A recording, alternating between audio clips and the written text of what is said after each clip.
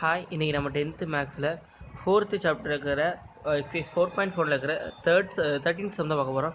கொஸ்டினை draw two tangents from a point which is 10 cm away from the center of the circle of radius 5 cm. Also measure the length of the tangents.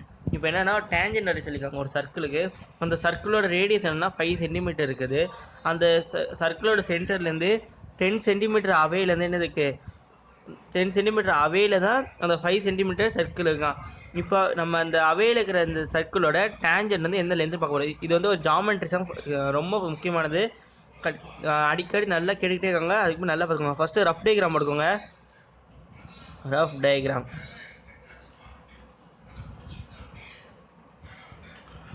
போடுவோம். Rough diagram முன்னாடி ஒரு circle 5 cm இருக்கா, அந்த circle tangent எழுதுறோம். அப்போ அது எப்படி இருக்கும், இங்கே இருக்குமா. இது நான் வந்து இது சும்மா ரஃபாக போட்டுக்கிறேன், ஆனால் நீங்கள் வந்து காம்பஸில் யூஸ் பண்ணி போடுங்க. இப்போ இங்கே ஒரு பாயிண்ட் இருக்கும், இதுக்கு டேஞ்சன்ட் எப்படி வரும், இப்படி வரும் பார்க்குறதுக்கு. இது என்ன லென்த்து தான் மெஷர் பண்ண போகிறோம். இதுதான் ரஃப் டயக்ராம். மொத்தமே இவ்வளோ தான். இங்கேருந்து இங்கே 10 cm ஒரு லைன் இருக்குது, அதே வரைஞ்சிக்கோங்க. 10 cm இது ஓ பாயிண்ட்டு. இது மட்டும் தான் எவ்வளோ கண்டுபிடிக்கணும், அதை நம்ம கண்டுபிடிக்க போகிறோம். இப்போ என்னென்னா இங்கே என்ன பண்ணணும், டேஞ்சன்ட் வரைய போகிறோம். ஃபஸ்ட்டு என்ன பண்ண சொல்லிக்காங்க, ஸ்கேல் எடுத்துக்கிறோம், காம்பஸ் எடுத்துக்கிறோம், பென்சில் எடுத்துக்கிறோம். இப்போது 5 cm தானே அது ரெடி சொல்லிக்காங்க. அப்போ ஃபஸ்ட்டு 5 cm நம்ம மெஷர் பண்ணிக்கணும். நான் மெஷர் பண்ணி வச்சுருக்கேன். ஆமாம், கரெக்டாக இருக்குது. 5 cm இருக்குது. அப்போ நம்ம எடுத்த உடனே ஒரு சர்க்கிள் போட போகிறோம். இதை வச்சு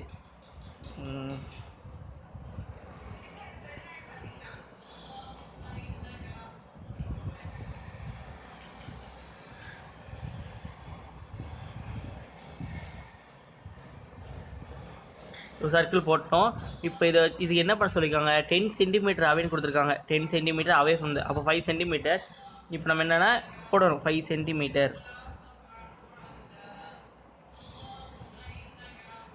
இந்த ரேடியஸ் எவ்வளோ, 5 cm. முடிஞ்சா, இது முடிஞ்சு. இப்போ இதை வச்சு 10 cm அவையில் ஒரு லைன் வரையணும். இந்த பாயிண்ட்லேருந்து இது ஓ பாயிண்ட், பென்சில். இப்போ இல்லை 10 cm அவேனா எங்கே வரைக்கும் வரும், இங்கே வரைக்கும் வருமா. இப்போ இங்கேருந்து இங்கே வரைக்கும் போட்டாச்சு. கரெக்டாக இல்லை, கரெக்டாக இல்லை, அக்யூரேட்டாக போடணும். நான் கொஞ்சம் இதாக போட்டிருக்கேன்.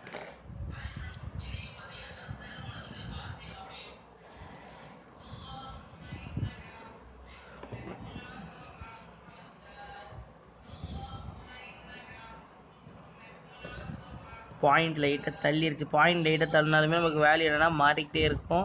அப்போ என்னென்னா நமக்கு ஆன்சர் வந்து அங்கே பாயிண்டில் மட்டும் வச்சுருக்காங்கன்னா பெருசாக 1 cm 2 cm பண்ணால் மார்க் கம்மி பண்ணிடுவாங்க. அதனால் என்ன கொஞ்சம் நல்லா பார்த்து போடுங்க. ஏன்னா இது ரொம்ப இதுதான் இது 8 மார்க்கும் 5 மார்க் கேட்பாங்க கரெக்ட் சைட்டில். ஆனால் ரொம்ப இம்பார்ட்டன்ட். சரி, இப்போ என்னென்னா 10 cm அவையில் ஒரு கோடு வந்துட்டோம். அப்போ இது 10 cm மார்க் பண்ணோம்ல, 10 cm சர்க்கிளை ஜாயின் பண்ணிக்கலாம். இப்போது 10 cm ஒரு கோடு போட்டாச்சு, அவங்க சொன்ன மாதிரியே அவையில் போட்டோம். இப்போ என்னென்னா இது பண்ணணும், பெர்பெண்டிகுலர் பைசெக்டார் ஆகணும். பெர்பெண்டிகுலர் பைசெக்டார் என்ன, இந்த காம்பஸ் எடுத்துக்கணும். ஹாஃபுக்கு மேலேனா இங்கே முக்கால்வாசி வரைக்கும் எடுத்துக்கலாம். ஹாஃபுக்கு மேலே எடுத்து இங்கே ஒரு கோடு, இங்கே ஒரு கோடு, எங்கே ஓவில் வச்சு போடணும். அதே மாதிரி ஓக்கு ஆப்போசிட் இங்கே ஒரு பாயிண்ட் இருக்கா, இங்கே வச்சு போடணும். இங்கே எப்படின்னா இந்த ரெண்டு கோடு இருக்க மேலே, இது 2 கட் ஆகணும். அதே மாதிரி இங்கே என்னது, இந்த 2 கோடு கட் ஆகணும். கட் ஆகுதா, கரெக்டாக கட் ஆகுது. அப்போ என்ன பண்ணனா, கட் ஆகிற 2 பாயிண்ட்லேயும் வச்சு இந்த ஸ்கேலை வச்சு இப்படி ஒரு கோடு வரையணும். கரெக்டாகுது, அவ்வளோதான். இது 2ஐயும் ஜாயின் பண்ணுற மாதிரி கோடு வந்துட்டோமா. இந்த பாயிண்ட் நம்ம என்ன சொல்லுவோம்னா எம்முன்னு சொல்லுவோம். எம்முன்னு போட்டாச்சா, இது எம் பாயிண்ட்டு, ஓ பாயிண்ட், அவ்வளோதான். முக்கால்வாசி வந்துட்டு இன்னும் கொஞ்சோடு தான் இருக்குது. இப்போ என்னென்னா எம்மில் வச்சு இந்த காம்பஸ் வச்சுக்கணும். எம்மில் வச்சு இங்கே ஓலேருந்து இந்த பென்சிலை பாயிண்ட் பண்ணணும். கரெக்டாக்கா, ஓவில் பாயிண்டாக இருக்குது பென்சிலு, இங்கே இப்படி வச்சுக்கிறேன், இப்போ தான் தெரியும். ஓவில் வந்து பென்சில் பாயிண்டாக இருக்கா, ஆயிருக்கு. எம்மில் வந்து காம்பஸ் பாயிண்டாக இருக்கா, ஆயிருக்கு. அப்போ என்னென்னா எம்மில் வச்சு ஓ வச்சு ஒரு சர்க்கிள் போட போகிறேன்.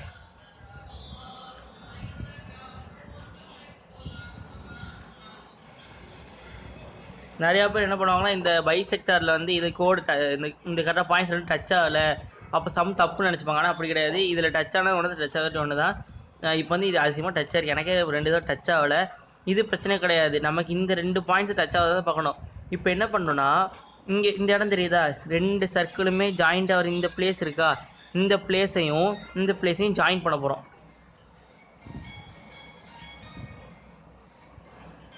இதை ஜாயின் பண்ணலாம். இப்போ இது எவ்வளோ இருக்குன்னா 8.7 இருக்குது. கரெக்டாக நீங்களே பாருங்கள், 8.7 இருக்குது. 8.7 சென்டிமீட்டர். இந்த பக்கம் 8.7 தான், இந்த பக்கம் எவ்வளோ இருக்கும், இந்த பக்கமும் 8.7 தான் இருக்கும்.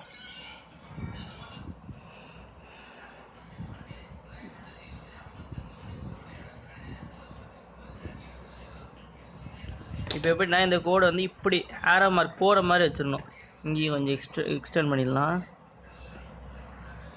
இங்கேயும் கொஞ்சம் எக்ஸ்டெண்ட் பண்ணுற மாதிரி வச்சிட்டேன். இது எப்படின்னா ஆரோ மார்க் அப்படியே போய்கிட்டே இருக்கிற மாதிரி வேணும். இங்கே எவ்வளோ இருக்குது, 8.7 சென்டிமீட்டர். அவ்வளோதான். இவ்வளோ இந்த வரைஞ்சால் மட்டுமே போதும். இது ரொம்ப இம்பார்ட்டன்ட். டேஞ்சன்ட் வந்து ஒரு முக்கியமான டாப்பிக்கு.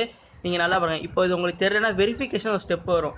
எப்படின்னா நம்ம பித்தாகரஸ் தியரம் மாதிரியே போடுவோம். ஏன்னா இது வந்து பாருங்களேன், நமக்கு ஒரு ரைட் ஆங்கிள் ட்ரையாங்கிள் மாதிரி இருக்கனால பித்தாகரஸ் தியரம் மாதிரி யூஸ் பண்ணி நீங்கள் இந்த டயக்ராம் இந்த டேஞ்சன்ட் இவ்வளோ தான் லென்த் வரக்கு முன்னாடியே கன்ஃபார்ம் பண்ணிவிட்டு அந்த லென்த்துக்கு வர மாதிரி நீங்கள் ஜாமெட்ரி போடலாம்.